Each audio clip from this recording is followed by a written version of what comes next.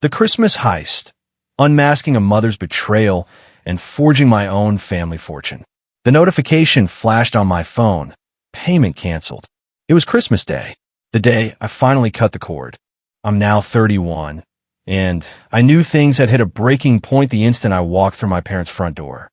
My mother, now known as Eleanor, was perched on the couch, surrounded by the giggling chaos of my sister, Bethany's children. She looked radiant, healthier than she had in months. This was the same Eleanor who claimed she was too frail to watch my daughter. Lily, for a single evening. My stomach churned. The sounds of the holiday party faded. Everyone froze as I stood in the doorway. Eleanor's practiced smile wavered for a split second before she plastered it back on. "Daniel, what a surprise," she chirped, squeezing Bethany's youngest. The envelope of cash in my hand, meant to cover their soaring heating bill, felt like a burning brand. My gaze darted from Eleanor to Bethany's spoiled brats, to my father, now named George, slumped in his armchair. Avoiding my eyes. "You said you couldn't watch Lily because of your health." I managed, my voice tight. Silence descended like a shroud. Bethany, ever the opportunist, jumped to Eleanor's defense. "Mom has so much on her plate. You wouldn't want her to overdo it, Daniel. It isn't fair to Mom. She does so much." A familiar pressure built behind my eyes. "You're literally babysitting right now." Eleanor sighed theatrically, rubbing her temples as if I were the one causing her distress. "It's different," she whined. "Bethany needs my help. Raising kids alone isn't easy." The floor seemed to drop away. 31 years of playing second fiddle crystallized in that moment. "Do you need Bethany, who has never worked a day in her life, more than you need me, your son?" The silence was deafening. George shifted uncomfortably. Bethany rolled her eyes. And Eleanor? She simply shook her head, as if I were being utterly unreasonable. "It's not like that." She insisted, but we all knew it was exactly like that. My jaw clenched. Everything clicked into place. Eleanor's supposed illness wasn't about her health. It was about control. She was afraid I'd cut off the gravy train. Bethany had always been her favorite, her golden child, the one who could do no wrong. And I, the dutiful son, had been played like a fool. Years of pin-up frustration erupted. "I finally get it," I spat. "I'm not part of this family. Not really. I'm just the backup plan, the ATM. The idiot who keeps the lights on while you all live your perfect little lives." Eleanor gasped, clutching her chest. "How dare you?" "No," I thundered, cutting her off. "What's not fair is me paying your bills for years while you treat me like an afterthought. You don't actually need my help. You just don't want to lift a finger." Bethany leaned forward. That smug smirk plastered on her face. "You're being dramatic, Daniel. Mom has to tiptoe around you because you're so uptight." I turned to her, my voice like ice. "You're pathetic, Bethany. You let Mom coddle you like you're still 15 because it's easier than taking responsibility for your own life. That's not fair, Daniel. You don't understand what it's like." Bethany screamed. "You deserve each other." Without another word, I turned and walked out. Eleanor shrieked after me. Bethany hurled insults. George remained silent, as always. I didn't stop. I couldn't. My hand shook on the steering wheel, my throat burned. By the time I reached my driveway, I knew what I had to do. My wife, Olivia, was waiting in the kitchen, Lily already asleep upstairs. One look at my face, and she knew something was terribly wrong. I told her everything. The babysitting lie, the favoritism, the realization that the family I thought I had was a carefully constructed facade. "I'm done, Liv," I said, the words heavy with finality. Just done. That night, I slept more soundly than I had in years. The next morning, I canceled every payment, the rent, the utilities, the car insurance, the grocery deliveries. Then I sent one final text. "You're on your own now. Good luck." And I blocked their numbers. What followed was a hurricane of chaos. Dozens of missed calls flooded my phone. Then came the emails, urgent, desperate. Geldladen. When those went unanswered, they started calling Olivia. She gleefully declined each one. Finally, Eleanor went nuclear.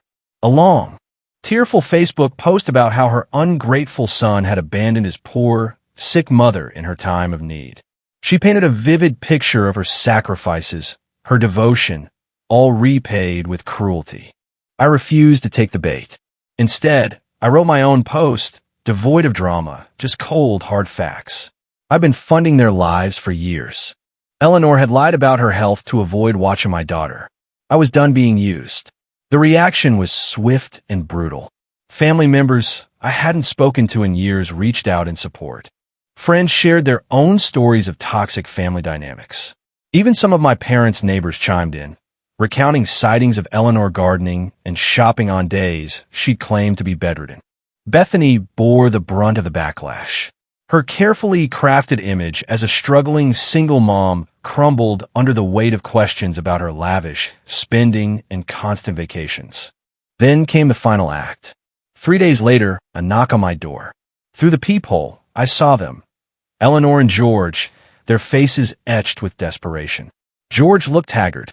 Eleanor's eyes were red-rimmed, though I suspected the tears were just another performance. I hesitated, my hand hovering over the doorknob. Part of me wanted to slam the door in their faces. But another part, the part that still clung to some vestige of hope, wanted to hear what they had to say. I opened the door, blocking their entrance. "Talk," I demanded. Eleanor launched into a tearful monologue, reminding me that they were my parents. George cleared his throat. "Son, your mother is devastated. We never meant to hurt you." "You didn't mean for me to find out," I corrected him. "There's a difference." Eleanor reached for my arm, but I recoiled. "Sweetheart, cutting us off like this is cruel. We can't make the rent. The electric company is threatening to shut off our power." The guilt trip was so predictable, so transparent, I almost laughed. "You have options," I said calmly. "Dad can get a job. You can downsize. Bethany can start contributing. Or you can keep playing these games and see where that gets you." Eleanor's expression hardened. "After everything we've done for you, this is how you repay us. By throwing us out on the street." "What exactly have you done for me, Mom? Name one thing from the past decade that wasn't about what I could do for you." Silence. George looked away. Eleanor's mouth opened and closed, but no words came out. "That's what I thought," I said. "You've made your choice. Now you can live with it." I slammed the door, severing the final thread of obligation. For the first time in my life, I was truly free. The next few weeks were surprisingly peaceful. Olivia and I took Lily to the beach. I even got a promotion at work because I could finally focus without constant family emergencies. But, of course, life is never that simple. Rumors swirled through the grapevine. Eleanor was telling everyone I'd suffered a mental breakdown. Bethany claimed I'd always been unstable and obsessed with money. My aunt, now known as Carol, called one evening, skipping the pleasantries. "They're saying you've lost it, Daniel. Eleanor's telling everyone you're having a midlife crisis." I sighed. "Are you surprised?" "Not even a little," Carol admitted. "Your mother can't stand losing control." Carol had always seen through Eleanor's manipulations. It was why they barely spoke anymore. "How bad is it?" I asked. "Bad enough," she said. "They're being evicted. George tried to get his old job back, but they weren't hearing it. And Bethany's been asking everyone for loans." A twinge of something, not quite guilt, but close, passed through me. "It's not my problem anymore," I said, but my voice lacked conviction. Carol was quiet for a moment. "It isn't. You've done more than enough. I just thought you should know what they're saying." After we hung up, I sat in silence, watching the sunset. Was I a bad son? A cruel person? Olivia found me there an hour later, still staring into the distance. "What's wrong?" she asked gently. I confessed my worry about what would happen when they truly needed help, when they were elderly and unable to care for themselves. Olivia squeezed my hand. "That's a bridge to cross when we get there. Supporting them doesn't have to mean being manipulated. There's a difference between helping parents and being their personal ATM." 2 months passed. Lily learned to count to 20. We put an offer on a house in a quiet neighborhood. Life moved forward. Then came the Christmas card. It arrived on a Tuesday, nestled between bills and grocery store flyers. No return address, but I recognized Eleanor's handwriting. Inside was a generic holiday card with a family photo. Eleanor, George, and Bethany with her kids, all smiling as if nothing had changed. On the back, a single line in Eleanor's looping script. "We miss you. No acknowledgement of what had happened." Just 3 words meant to magically erase everything. I tossed it in the trash without a second thought. That evening, as Olivia and I decorated the Christmas tree, the doorbell rang. I froze, tinsel in hand. Olivia offered to get it. I heard murmured voices. Then Olivia returned with a strange expression. "It's your dad," she said quietly. "Just him."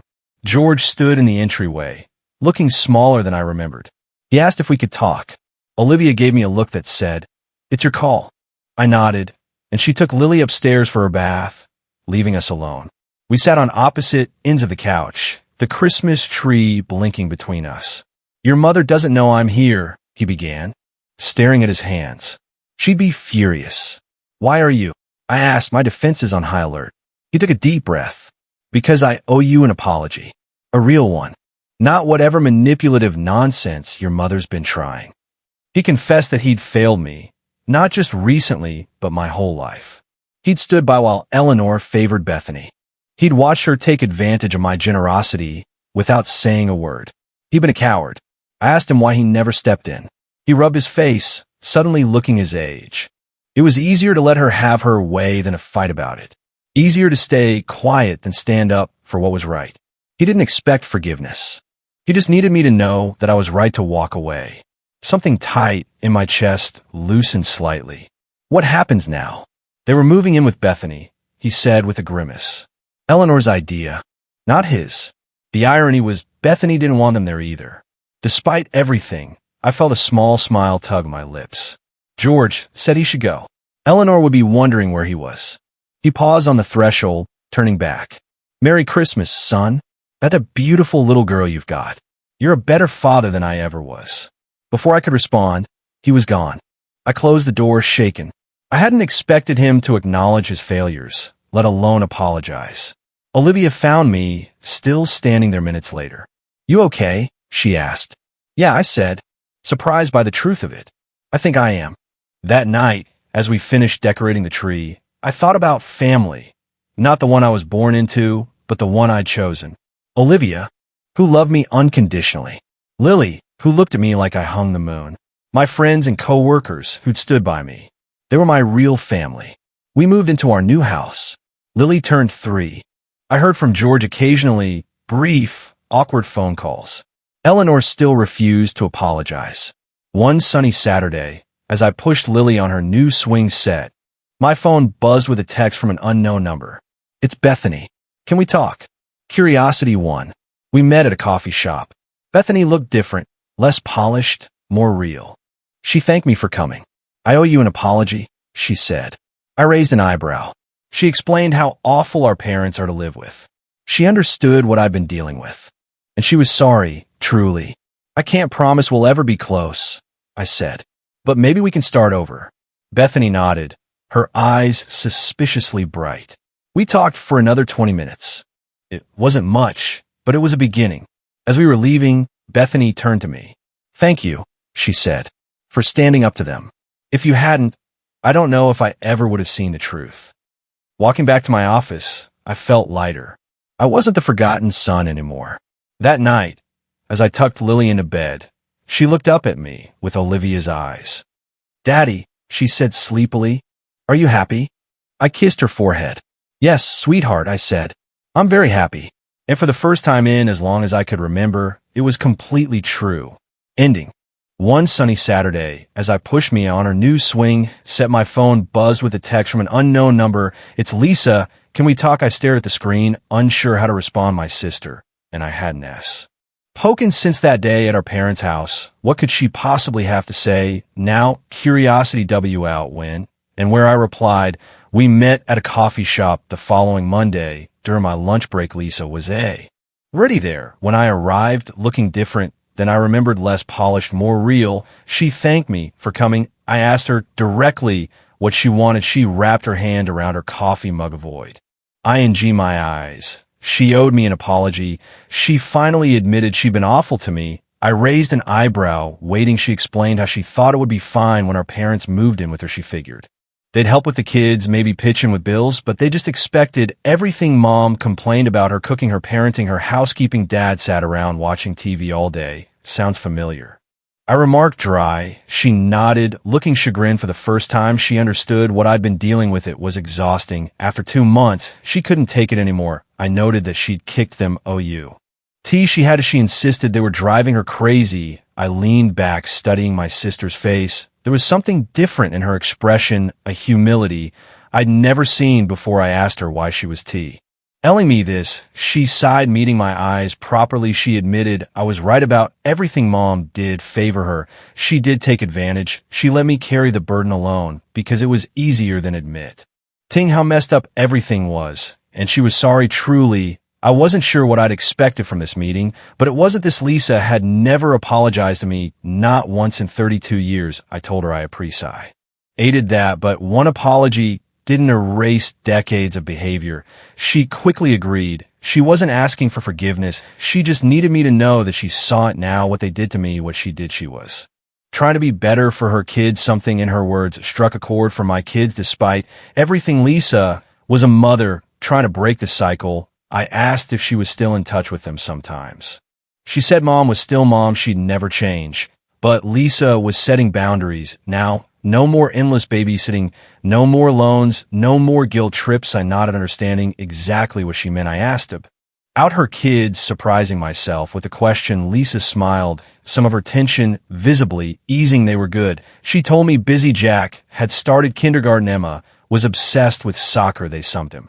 ES asked about their cousin Mia. An awkward silence fell between us. 32 years of complicated history couldn't be resolved in a single coffee meeting. I finally told her that I couldn't promise we'd ever be close. There was too much water under that bridge, but maybe we could start over as adults without all the baggage. Lisa nodded, eyes suspiciously bright. She'd like that, she said softly. We talked for another 20 minutes, careful, neutral topics, her job, my new house, the weather. Wasn't much, but it was a beginning. As we were leaving, she turned to me. She thanked me again for meeting her and for ending up to them. If I hadn't, she wasn't sure she ever would have seen the truth. I nodded, not quite ready to say you're welcome, but acknowledging her words. Walking back to my office, I felt light.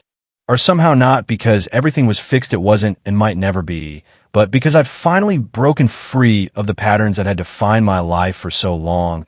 I wasn't the family ATM anymore. I was the forgotten son, the reliable one who never got the recognition he deserved. I was just Jake, husband, father, and man, finally living on his own terms. That night, as I tucked Mia into bed, she looked up at me with her mother's eyes. Daddy, she said sleepily, are you happy? I kissed her forehead, breathing in the sweet scent of her shampoo. Yes, sweetheart. I said, I'm very happy. And for the first time in as long as I could remember, it was completely true.